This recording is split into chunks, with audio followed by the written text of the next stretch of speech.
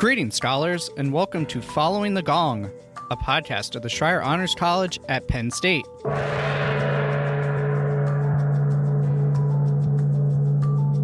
Following the Gong takes you inside conversations with our scholar alumni to hear their stories so you can gain career and life advice and expand your professional network. You can hear the true breadth of how scholar alumni have gone on to shape the world after they rang the gong and graduated with honors, and learn from their experiences so you can use their insights in your own journey. This show is proudly sponsored by the Scholar Alumni Society, a constituent group of the Penn State Alumni Association. I'm your host, Sean Goheen, class of 2011 and college staff member. If this is your first time joining us, welcome. If you're a regular listener, welcome back.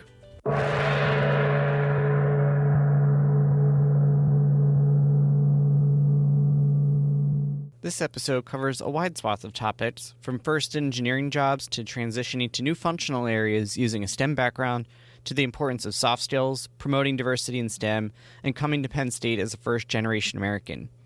Any scholar, regardless of major, will pull value from this conversation. Paula Garcia Todd, class of 2003, has made significant contributions in drug delivery through her work at Dow Chemical, DuPont, and now IFF, International Flavors and Fragrances, for the past 18 years, and currently serves as the Global Strategic Manager for Pharma Solutions at IFF. Her vast experience ranges from process engineering and manufacturing settings with small and large molecule active pharmaceutical ingredients to researching and creating patented polymer innovations to solve critical formulation issues for pharmaceutical companies around the world. Her technical success led to various customer-facing roles, including marketing and product management, progressing to her current position. Paula is passionate about introducing STEM to children.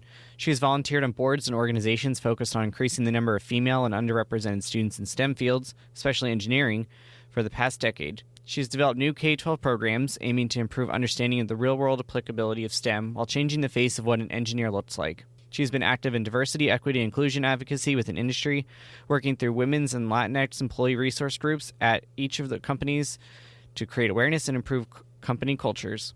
In 2019, she was named an AAAS IF ambassador by the American Association for the Advancement of Science for her devoted work in STEM outreach, and was featured in a life-size statue exhibit of outstanding women in STEM fields.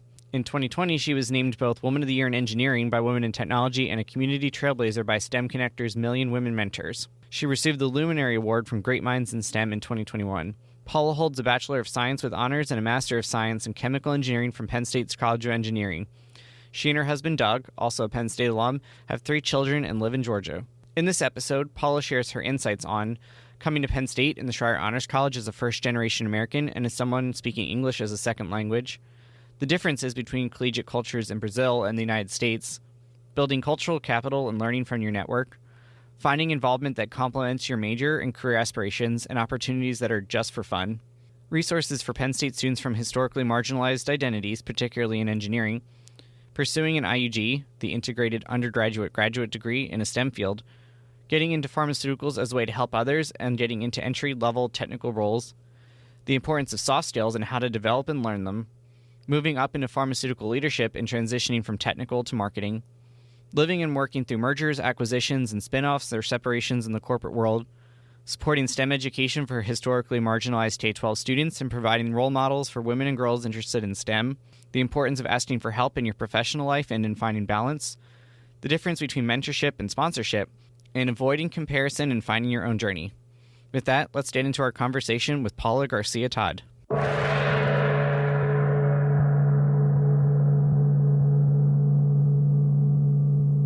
Paula, thank you so much for joining me here today on Following the Gong.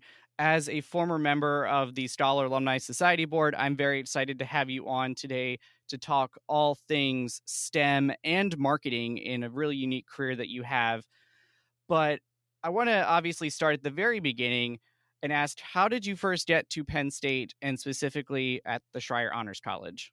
So first of all, I'd love to thank you for having me. I'm so excited to be here to share a little bit of my journey, and I'm thrilled that you invited me to be here. So I am originally from Brazil. We moved to the U.S. when I was 10, and we moved to the Pittsburgh area. And I went to high school there. I went to North Allegheny, and I always knew I wanted to be an engineer. So when I started looking at schools, I was definitely looking for good engineering programs, which Penn State ranked up there. Now, where I lucked out is that I actually had a lot of friends that knew about the honors program. And I even had friends from that graduated before me that had gone on to the honors college. And so just having that knowledge, I went ahead and applied.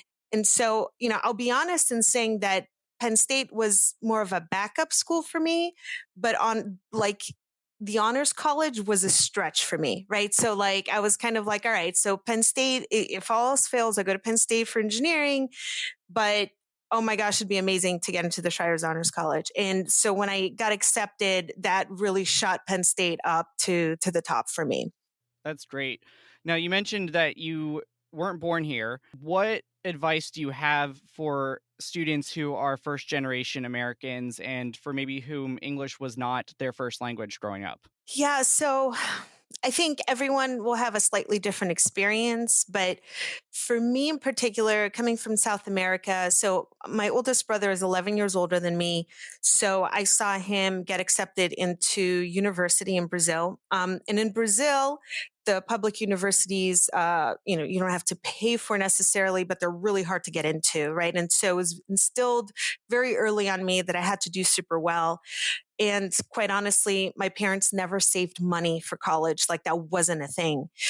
So when we came to the US, as you can imagine, they had a wide awakening. My oldest brother was already in college. I had another brother who was in high school. Then I was 10 years old myself. So they were hit with the realization that they had to pay for college here, right? And so there were a lot of things that they didn't know. And I would say that, I followed the path a little bit with my brothers in learning from what they learned coming here at their various stages of life. But the other thing I also did a lot is ask some of my friends' parents because my parents just didn't have the knowledge of, how do you navigate all of this? How do you apply to schools? How do you pick a school? Like, how does this work? So I really relied a lot on my friends' parents for support, for help, guidance counselors, teachers, you name it. I've never been shy to ask questions, and I encourage others to do the same. Ask people around you that are willing to help, even if your own parents can't help you, right? The other thing for me as well is that I was lucky enough that I came at a young age, right? Being 10, I didn't speak any English when we moved here, but being so young, I picked it up relatively quickly.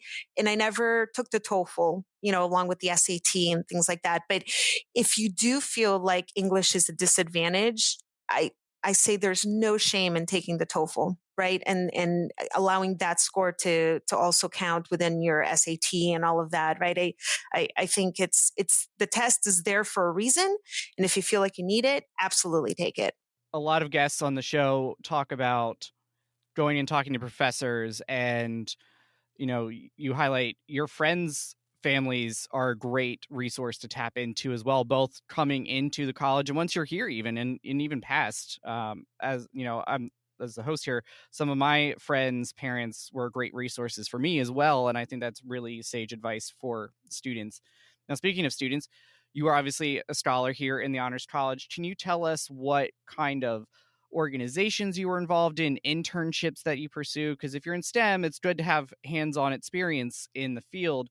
So can you share any unique stories from either the leadership or the hands-on outside of classroom experiences that you may have had? For sure. So I came into the College of Engineering. I had already chosen in my mind that I wanted to be a chemical engineer, and so a lot of the activities and clubs and organizations that I did were very aligned with that. So I was an officer for the American Institute of Chemical Engineers for 3 years. I did a lot with the Society of Women Engineers, the Society of Hispanic Professional Engineers. So a lot along those lines.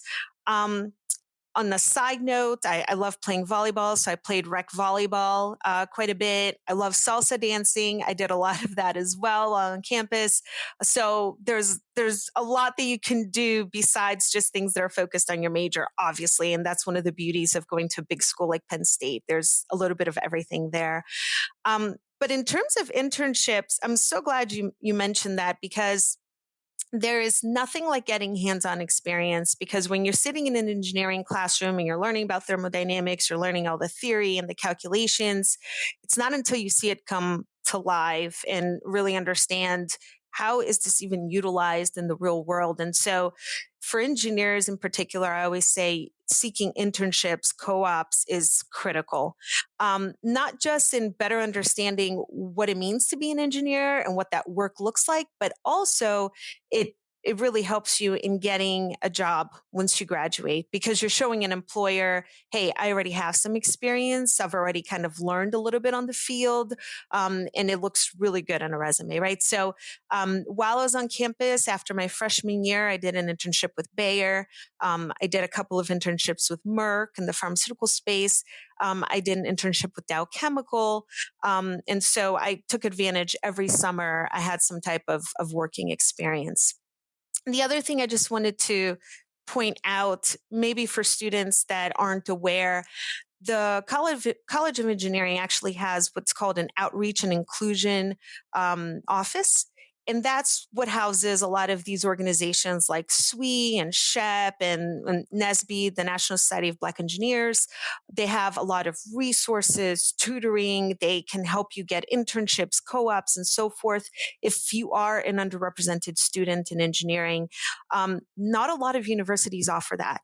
And I think it's an amazing thing that Penn State actually has that offering to help students that may find themselves disadvantaged. Maybe they didn't have the right high school experience to help them be super successful in engineering.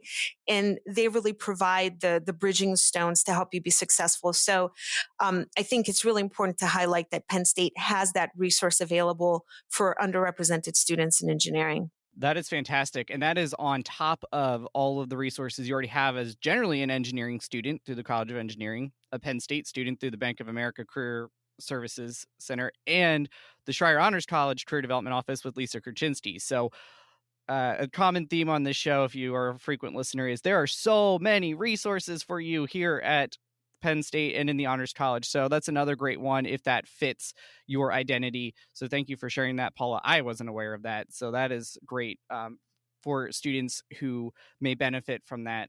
There was an anecdote that you shared on the questionnaire about Easter one year Yes. in undergrad. I would love if you could share that story because I thought it was really cute. Yeah, absolutely. So sometimes I get asked, what was your draw for the Schreier Honors College if Penn State was already, a really good engineering school?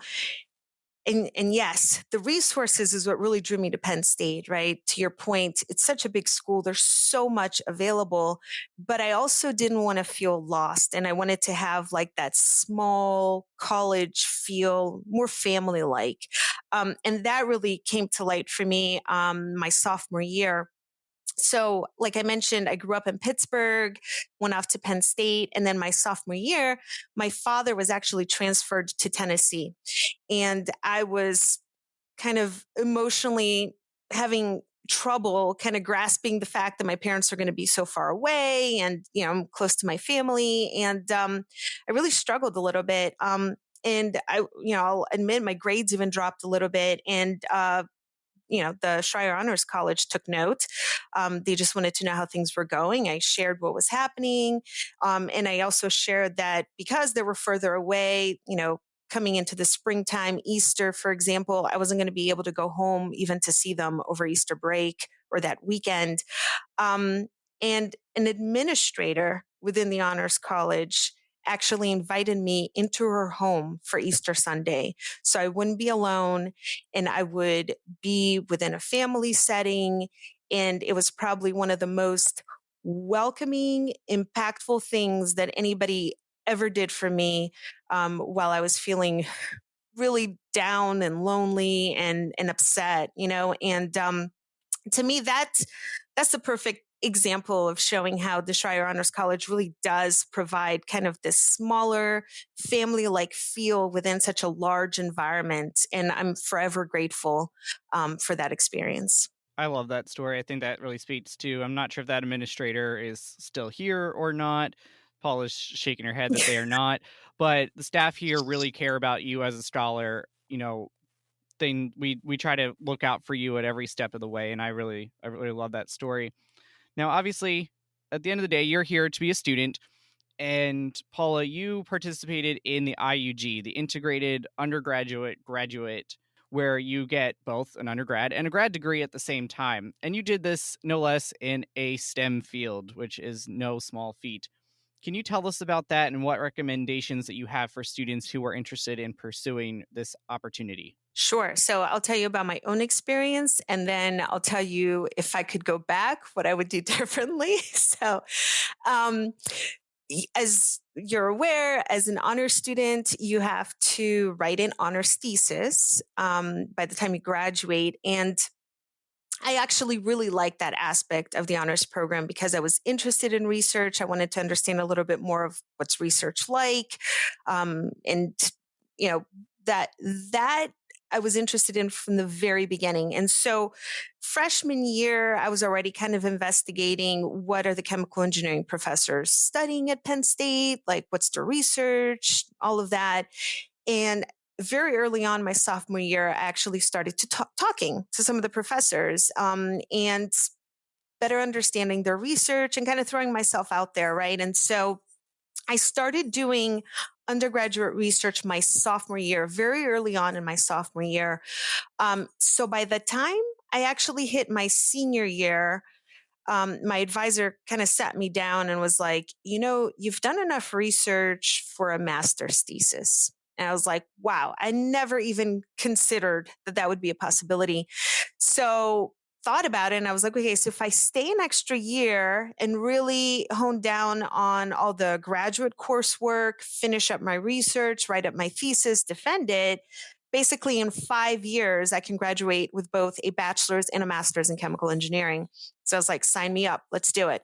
It was super hard because I made that decision so late. And so it was early enough that I could substitute some of my senior classes for graduate coursework that allowed me to do it in 5 years. But if you do have any interest whatsoever, so number one, you have to start your research early, like I did.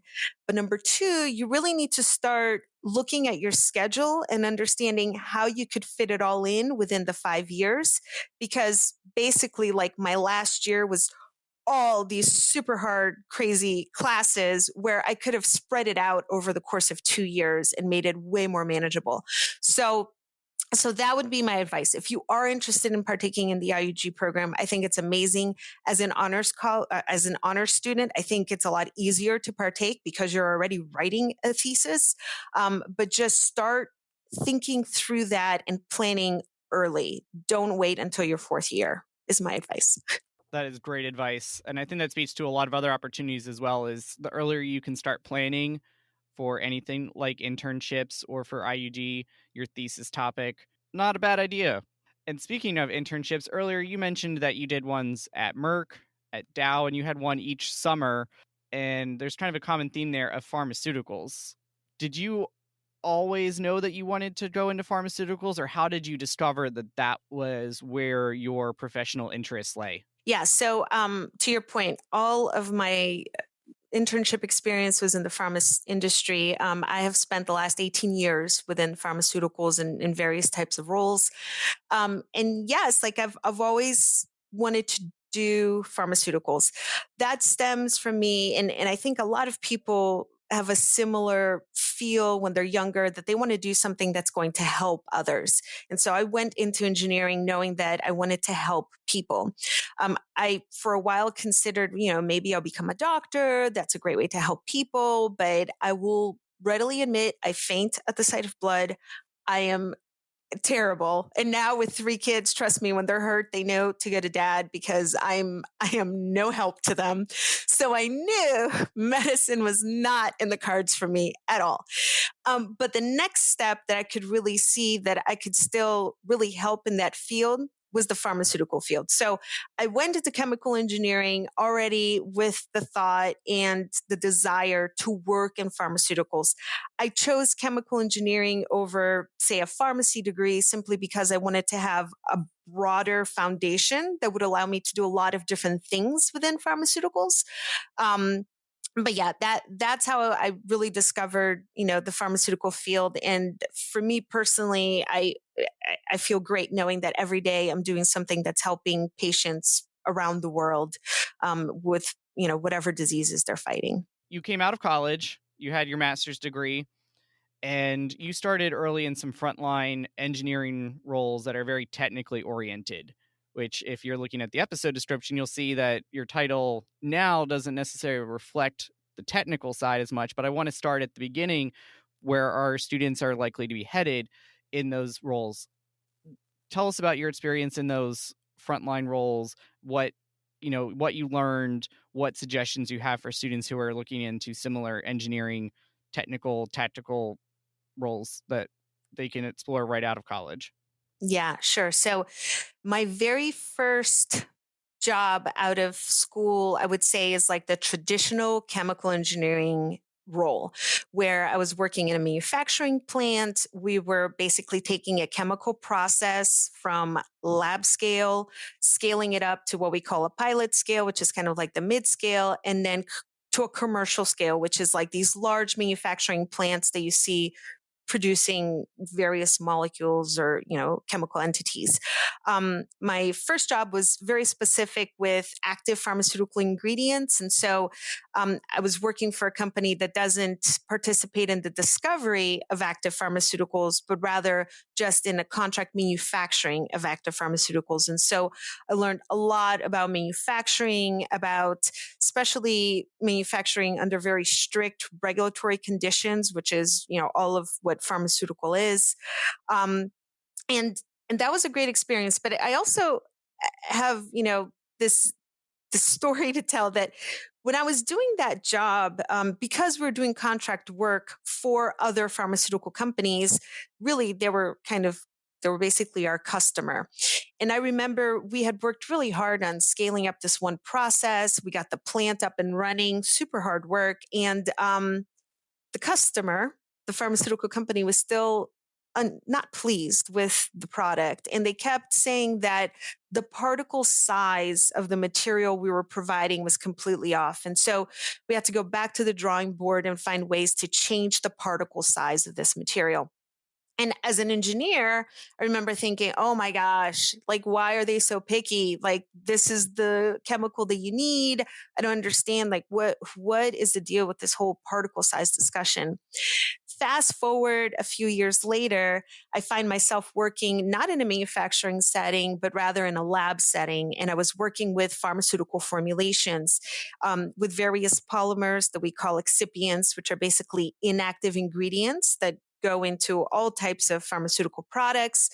Um, and they do a ton of different things. They can coat the products, they can control the release of a drug, they can bind materials. I mean, just so many applications. And one of the very first projects I worked on, I just remember really struggling to make this formulation work. And there was my aha moment. It was the particle size that was throwing everything off. And so if there's anything that I can tell you as a young engineer coming into work, it's really easy to get siloed into the job that you're doing, into the role or the manufacturing plant that you work in, all of that. And the more you understand more broadly, like what's happening across the business, what's happening across the company, or even what's happening across like that value chain, better understanding why was that particle size so critical would make you a lot better at your current job and make you even better for subsequent jobs because you have that bigger picture view. And I think that was a big learning for me within the first 5 to 6 years working, that, you get so tied down to doing that one specific job well. And then that was this moment of realization, like, wow, if I had simply asked more questions 3 years ago, I would have had just this understanding of how particle size influences formulations and hence the exact need that that customer had. Well, Paul, I think you just teed up my next question perfectly. So we just talked a lot about really technical skills in a STEM role, but what about the soft skills that you need for leadership? How can a STEM major think about ways, either while they're a student or in those early roles, to get the soft skills, the communication, the leadership, these things that you need, but there's no manual for developing them. What are your recommendations for students? Yeah, so I often get students that tell me that they feel like they're not smart enough to go into a STEM field. And my response back to them is always that, most engineers and scientists that I work with are not Einsteins in any way, shape, or form, um, but rather they have different assets to them that I think a lot of students have that make them really good at doing STEM, science, engineering, which are things like problem solving, things like having a curiosity, asking questions. Those things are more valuable than really being super extra smart, right?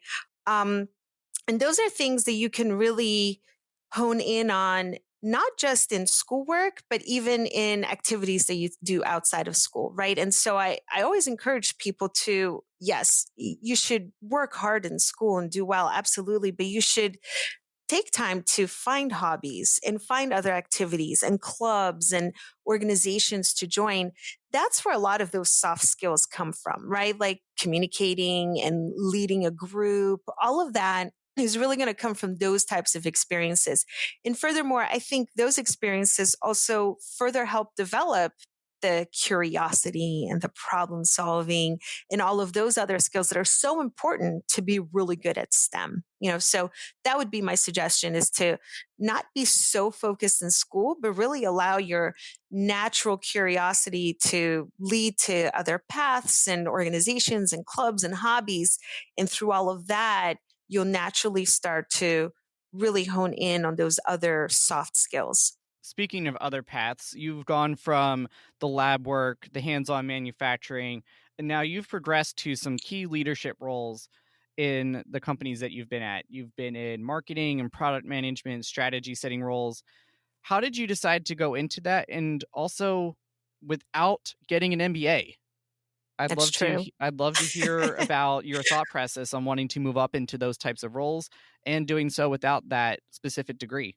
Yeah. So ironically, I think marketing found me. I had, as you mentioned, I'd worked in manufacturing and lab settings. And then I spent 4 years in a role that in our company we call tech service, which is basically, I spent half of my time traveling all over the world, visiting pharmaceutical companies and better understanding their problems and helping to solve those problems, whether they be formulation dependent or process dependent, whatever it is that they needed. I really helped in terms of what our products provided to them. And it was, I was just coming out of that role and I was thinking about going back into a lab setting. And our marketing director reached out to me and said, "Hey, Paula, have you ever considered a job in marketing?" And I said, "No, absolutely not. I don't even know what marketing is. So I don't know where this conversation is going." And he pointed out to me, he's like, "Okay, so here's the deal. Like, we work in a very technical area. You understand our products really well. You understand our customers really well because you've been solving their problems for them for the past 4 years. The marketing piece, I can teach you. What I need is this technical background that you can bring into our marketing organization." So he was smart. He first put me into a marketing research role, which honestly, it's a lot of data analysis and understanding market trends. And that felt like a very natural fit, right? I'm still looking at data, spreadsheets, all of that. And then from there, he started moving me into various brand management, product management, strategic marketing types of roles, and teaching a lot of things along the way. And so I always tell people, I think there are different ways that you can learn how to do a job, right? So, yes, getting a degree is absolutely a way that you can learn how to do a job. But I would, argue that actually doing the job is another way to learn how to do the job, right? And so I personally never felt that need to go back to school to get an MBA because I was getting my MBA experience doing the marketing role, which, I've done these types of roles for the past 8 years now, right? And so that was my choice. I think there are people that find value in getting the MBA and it makes sense for them. I'm not telling people that they shouldn't get an MBA, right? I think it's very different for different people.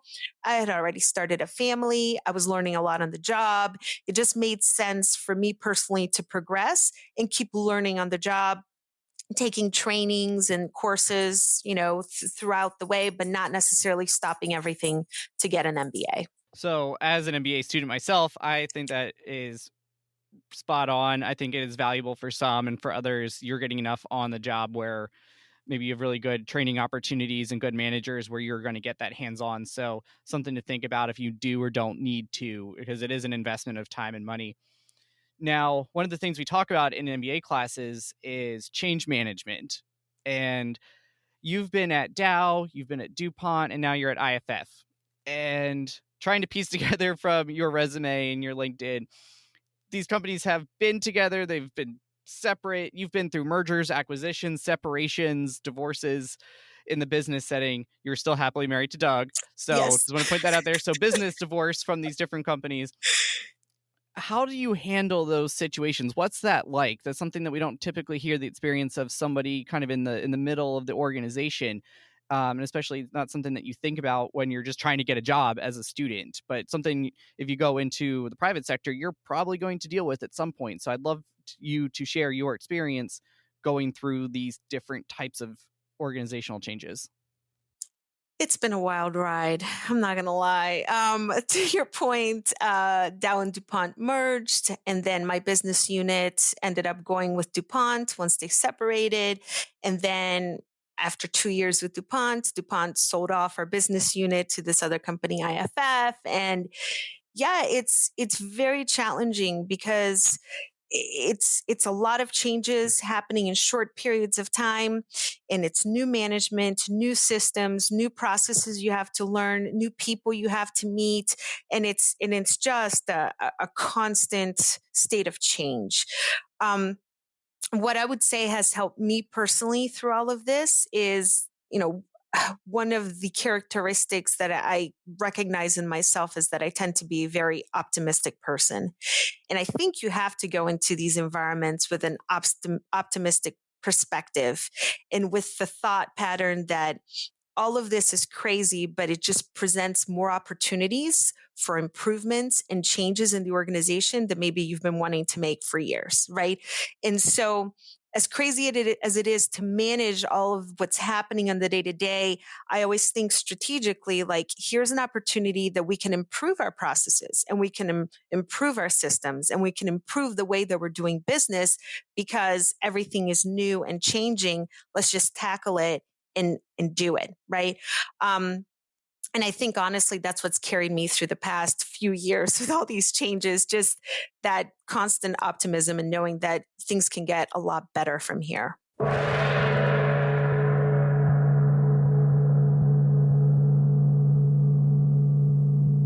If you're enjoying this podcast, then listen up about this great opportunity. Do you know your major, but not sure what your career will be? Or are you still on the fence about your major? Even if you know both, scholars like you should come to Connect 2022 on Saturday, March 26th, 2022, from 1 to 5 p.m. to meet scholar alumni like the ones you hear on this show and learn about their paths to get where they are today. We're excited that this event will be in person this year. Connect 2022 is open to students in all majors, from STEM to business to liberal arts, and those who don't know their major yet. Students will participate in 3 panel sessions of their choosing to hear advice from scholar alumni and ask questions. Are you looking for opportunities to connect with alumni in your field? Connect features sessions between each panel for students to meet with the panelists. To top it off, free professional headshots for LinkedIn will be taken before the event starts. Be sure to visit shc.psu.edu/connect to learn more and register today. RSVPs are due by March 18th, 2022. Now back to our conversation on Following the Gong.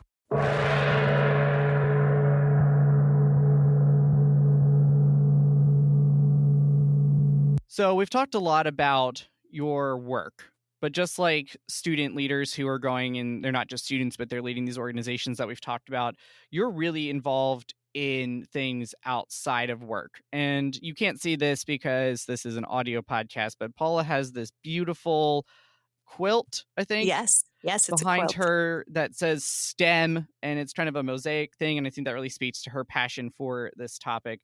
And you're doing a lot both in your workplace, but also in the broader STEM field for particularly women and women from historically excluded or marginalized identities to get into STEM. Can you talk about what you're doing and why you're taking on these challenges? Yeah, for sure. So I consider this my side gig because I'm so passionate and I spend so much time doing this. It really started for me when I had children and they started going to school, and some of the schools in our area had an interest in doing more around STEM, explaining to kids what STEM really means and so forth. And I started to visit a lot of schools, and it's interesting because I would walk into a classroom and I'd get a lot of these looks like and questions from really young students, elementary age students saying, "Are you really an engineer? You don't look like an engineer." And I quickly realized that we really needed to change the visibility of what an engineer looks like. And so I really started to expand a lot of the work that I was doing. I started to visit more classrooms. I started to work with different organizations in my community. I currently live in Atlanta, different nonprofits. I really wanted to change this stereotype that exists. And I wanted little girls to see themselves as scientists and engineers. And I wanted little boys to also see it and think of it as natural and normal that, a woman or a Latina like myself could take on a role like this. Um, and honestly, it started from just kind of this desire to do that, and it really exploded. So as you mentioned, today I find myself doing really weekly talks with different organizations through Zoom meetings, or pre-COVID, a lot of face-to-face type of things. But I think it's really important to put myself out there because I did not have a role model like myself. I had a lot of men in my life that supported me. Actually, my whole family is made up of engineers: my father, my brothers, my uncles, my grandfather. So I had great examples of engineers in my life, but they were all men. And so I wanted to become that role model that I didn't have growing up. And hence that side gig kind of took off. And what's really cool is you've been the recipient of many an award, and I believe there's some kind of artwork installation. If you can briefly tell us about that. Yes. Paula's shaking her head here. So Yes. I would definitely now very much love you to tell us about that. Absolutely. And I would say this is probably one of my biggest successes is in 2019, I was named an If Then ambassador by the American Association for the Advancement of Science. What they did is they did a national call out to women in STEM. They were looking for role models to serve in various ways. I threw my name in the hat. I said, "There's no way I'm going to get this." And I was chosen, which was absolutely thrilling. And so as part of that, there's a lot that comes with that. As you mentioned, I've become more connected to a lot of organizations, a lot of different speaking opportunities, all of that. But then to your point, they decided to do something that is just very cool. And in terms of that visibility component we were talking about, they actually took all of us and did 3D scans, and they created statues of all of us. And so, in basically, there's a research done. I'm trying to remember how long ago this was done, that found that in public spaces in the top 10 US cities, there are less than 6 statues of women in public spaces in the top 10 US cities. And so what they wanted to create is this exhibit showing 120 women. So basically the most female statues gathered in one place at one time, and they would all be women in STEM. And these women are incredible. I mean, we have engineers, we have astrophysicists, mathematicians, biologists, you name it, we have it, right? And it was just breathtaking to see it in real life. It was displayed in Dallas, Texas from May through October of this year. They're currently talking and trying to see if there's a way to display it in another city at this point. But it's really impactful to see so many women that are doing such amazing things in STEM, and just the impact that that can have on kids, you know. The other thing that's really exciting is being an If Then ambassador is there is a Saturday morning show called Mission Unstoppable on CBS that also follows women in STEM, and we are all featured in that as well. So my episode is coming up in January. You can learn a little bit more about what I do in the pharmaceutical field, but that's also another incredible opportunity to really be in front of more children and really showing them the wonders of STEM and what it means to be a scientist or engineer. That's fantastic. So you're really getting out there in a lot of places, both live and in person, and through the statue. So that is really really cool. Depending on when this is released and when you're listening to it, check that out. I imagine you could probably, this is not a paid advertisement, I'm sure you probably check it out on Paramount Plus after it airs. I'm assuming. I don't know this for sure, so please fact check me if I'm wrong. Now, throughout this, Paula, you've mentioned that you have kids, you have a family, and as we're sitting here, it is currently, we're in the middle of Hanukkah. Christmas is coming up in a few weeks when we're recording, and I think I see an Elf for 3 on the shelf. So how do you balance having a family, being a working professional, taking on this side gig and doing things like this podcast, being on a CBS kids show to talk about STEM? What strategies do you use to try and balance all of that? So I learned really early on to ask for help when I need it. And I know it's really hard for some people to wrap their heads around that. They think that they have to do everything themselves. And I've just learned that it just doesn't work that way as one human being. A perfect example I have of that is even when I first started working as an engineer. I think it was like within like the first couple of months in my job, my manager gave me this really hard problem to solve. He's like, "Hey, I need you to calculate this out and figure out, how much, of this material do we need and how are we going to make this happen?" And I was determined to get this right. And so I spent 3 days doing calculations out the wazoo. And I was like, okay, I'm going to get this. I'm going to get this right. And so 3 days later, I go into his office and I present the work that I did. And I'm like, okay, this is, what I'm thinking, blah, blah, blah. And he said, "This is really all great. Have you met the person who sits right next to you in your office?" And I was like, yes. And he's like, "Do you know that this is his like his speciality? Like this is what he does day in and day out." Uh, just an FYI, if you had asked him from the beginning, he could have knocked this out in half an hour for you. And I was like, wow, okay. So the real expectation at work is not that you have to do all of your work by yourself on your own, but it's really learning how to get the work done through collaboration. And so I implement that in my life as well, right? So, yeah, I have to travel for work and I'm not afraid to ask for help from the grandparents to help with the kids while I'm gone.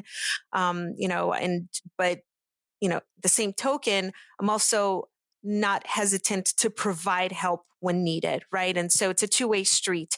Just like I'm not afraid to ask for help, I also don't hesitate in providing help whenever I can in any way I can, to the people around me. So I've this is something I learned at Penn State actually. I've learned how to build a community of support around me, which is something, I really learned through the Women in Engineering program at Penn State, building a community of support. That is really sage advice, and being able to offer help, because every person has value and has something to give back, just in the same way that there are things that you might need help with. So I think that is really good.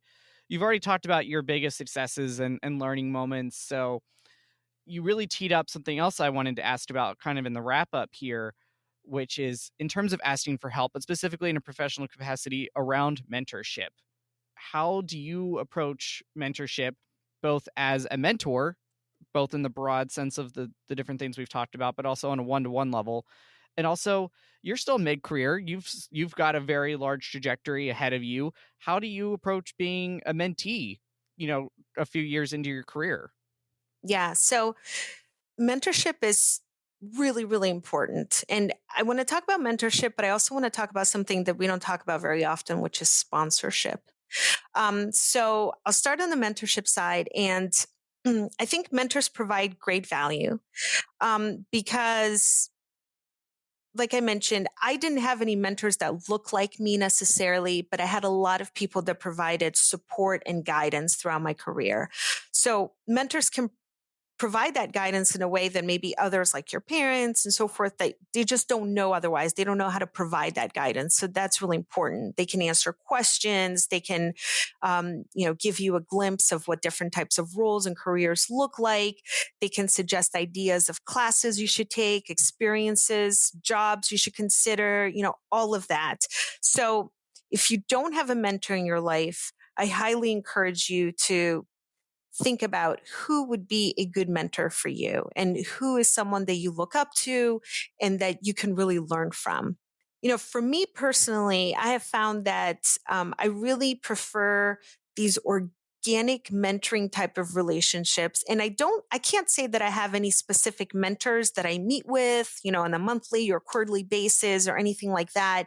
But I do have a lot of people that I look up to. And what I do for myself is I create these mini mentoring moments where maybe I go out to coffee with someone or I grab lunch with someone. And I usually have very specific questions of, I'm considering making this career change, or I'm thinking about, doing this for my project. What are your thoughts on that? And so in that way, I create these mentoring relationships that aren't like, I think sometimes people get scared to become a mentor because they're thinking, oh, this is such a huge time commitment and I have to create these monthly meetings and things like that. And that's not it at all, right? I think if you're willing to put yourself out there, provide guidance and so forth, you automatically make a great mentor, right? And so that's how I kind of manage being a mentee and really, engaging with people that I trust. Now, the other thing that we don't talk a lot about, which I learned kind of the hard way, is sponsorship. And these are the people that are very influential in your organization, and they can make decisions behind closed doors, and they can really speak up for you, and they can really be the people that vow for you and your work and your successes in front of other influential people. Sponsors are a little harder to identify, but I would I would say that I have learned to kind of identify these people that are kind of well connected, well thought of within the organization, and I make time to get to know them, and I allow them to get to know me as well, right? Because sponsors can have a huge influence in your career and the opportunities that come your way. The other thing that I've learned, which kind of ties into the sponsorship discussion, is that I think the academic world doesn't fully prepare you for industry, in the sense that when you're a student, you learn that by working hard, you're going to get what you need and what you want, right? So if I study really hard, I'm going to get that A on that test. And then you come out into the workplace and you can continue that pattern of, I'm going to work really hard and I'm going to get the next step. And it doesn't quite work that way, because there's a missing element about really communicating what you want and where you want your career to go. And nobody teaches you this and nobody tells you this, but it's important for you to communicate, and communicate it to a mentor, communicate it to your manager, and communicate it to these potential sponsors and influential people in your business, and let them know, hey, I have a lot of interest in taking on this manufacturing role or this regulatory role, or, I really see my career headed this direction. How do you think I could get there? And by being open and communicating your desires and what you really want, that also creates opportunities for you. So that's a really important lesson that I no one ever taught me, but it's become very apparent in corporate America. Yeah, you want to position yourself so that when there is an opportunity available and something good, you want to be that first person that somebody in a position of influence or authority can think, oh, I want Sean for that, or I want Paula for that because they're a perfect fit. And it sounds like a good example of that is that marketing director who kind of pulled you from the technical side into the marketing side. Yeah, absolutely. Absolutely. He's been a huge influence in my life. Absolutely. So always, working hard, like you said, sets you up for success, but it's also about communicating. The hard work demonstrates that you can do it. And I think also something I thought of real quick, Paula, is that, there's this, you always want to move up. And I think there's a lot of folks who are very content to be in a frontline role, and those roles are needed. Organizations tend to be kind of like triangular shaped, and there's fewer roles at the top. Not everybody has to move up to be happy and to be successful. So I think knowing what you want and where do you want to lead, or do you want to be hands-on engineer for your entire career? And you opted for leadership, and others may want to be in the lab for their whole life, and that's where they find joy. That's So absolutely true. And especially as kind of your life takes on and there are potential children and maybe hobbies, activities, other things that come into your life. Absolutely, that's something that needs to be considered, right? Like what really brings you joy? Because the definition of success is very different for everyone. And you shouldn't follow, what you think others define as success. You really need to find your own definition of success and what makes you happy and follow that path. Absolutely. I think is a good summary. I think a mentor can help you figure out what that is, and a sponsor can help make it a reality. Yeah, yeah, it's a really good way to think of it. Yeah. So now for the fun questions here at the end. Is there anybody that you want to give a shout out to from your days as a scholar? Oh my gosh, there were so many amazing people that I met. I made a lot of great friends, a lot of great people in the office. Like you said, I always loved going into the office, such a friendly, welcoming atmosphere. The one shout out I really want to throw out there is to my advisor, Dr. Wayne Curtis. He's still a chemical engineering professor at Penn State. He was, like I said, highly influential.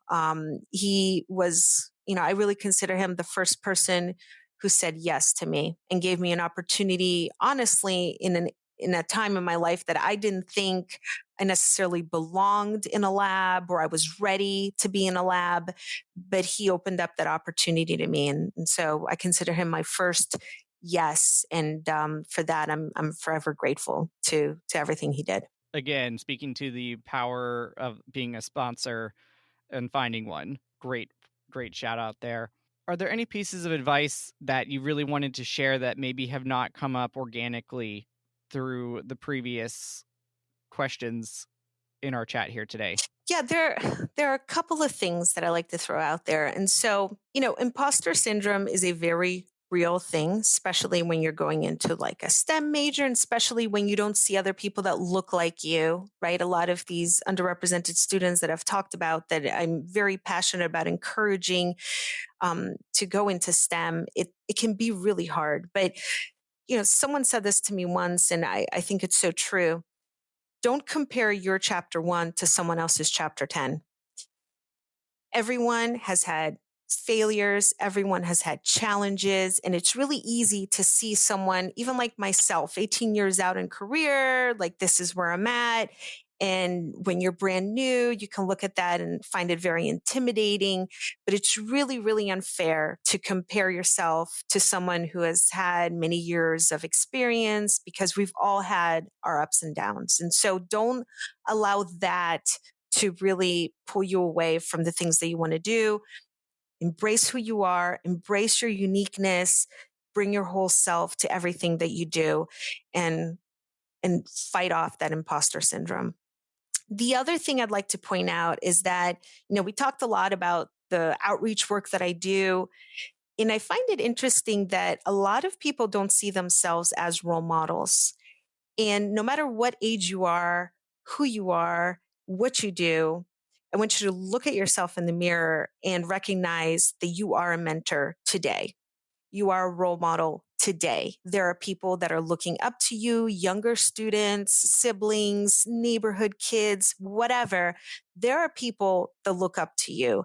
And so you're really never too young to start helping a fellow colleague or a classmate, a younger student. You're never, ever too young to be that role model. So always remember that you have a superpower to pass that on to someone else, no matter what your age. That is really powerful, especially even if you're a fourth-year student listening, you can have a huge impact on a first or second-year scholar. So I think Absolutely. that is wonderful words of wisdom. If a student wanted to get even more wisdom from you, Paula, and connect after listening to this episode, how can they connect with you? Okay, so I am on LinkedIn. I'm the only Paula Garcia Todd you're going to find on LinkedIn. That's a unique name. So please feel free to connect with me. If I see you're a Penn Stater, you're automatic family. So please reach out and connect. I'd love to connect with anyone with questions. I'm happy and open to do that. I'm also on Twitter and Instagram. You can find me at Watch Me STEM. Not as, I'm not as active on Twitter as I am on Instagram. And a lot of my content is very much based on the outreach work that we talked about and getting, more girls to see themselves as scientists, as well as, Latin students, Black students. And so I'd love to connect with you there as well. And now for the hardest hitting question of the day. If you're a regular listener, you know what I'm about to ask. If you were a flavor of Berkey Creamery ice cream, which would you be? And most importantly, as a Stoller alumna, why that flavor? Yeah. So I like to joke. It's somewhat of a joke. It's almost real, but I like to joke that I chose chemical engineering because it's the engineering building closest to the creamery. And it still is today, even though the creamery has changed locations. So yes, in the mornings when students were going in there to get their bagels and cream cheese, I was always going in there to get my ice cream, and then I'd head to my first class of the day. So yes, I am an ice cream fanatic. And I think I've had close to every flavor that the creamery offers. With that in mind, my very favorite flavor is Happy Happy Joy Joy. If you haven't had it, it's amazing, delightful. Coconut ice cream, chocolate, almond crunch. It's the best. And I would say I would want to be a Happy Happy Joy Joy because, as we discussed, I am a very optimistic person. I love to spread joy.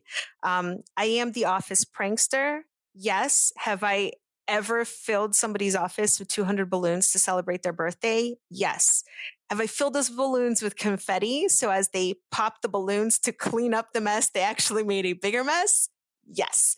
So I think I am Happy Happy Joy Joy in all sense of the name. And I thought I had a rough cleanup job when some of my roommates in college filled my apartment room with seemingly every copy of the Daily Collegian that had been printed for 2 weeks. Kudos to you on the confetti there. I think that's a great reason to pick that flavor.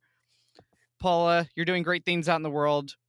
Thank you so much for taking some time to join us here today on Following the Gong and sharing all of your wisdom about STEM and every other which thing that we've talked about today. Thank you so much. Thank you. Thanks for having me.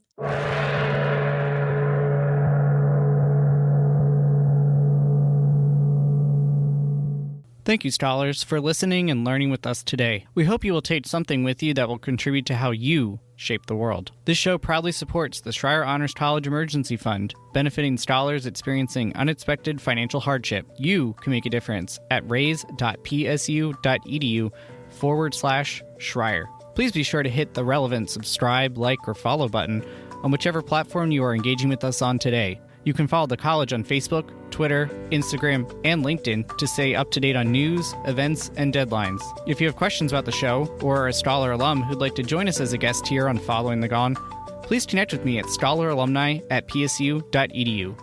Until next time, please stay well, and we are...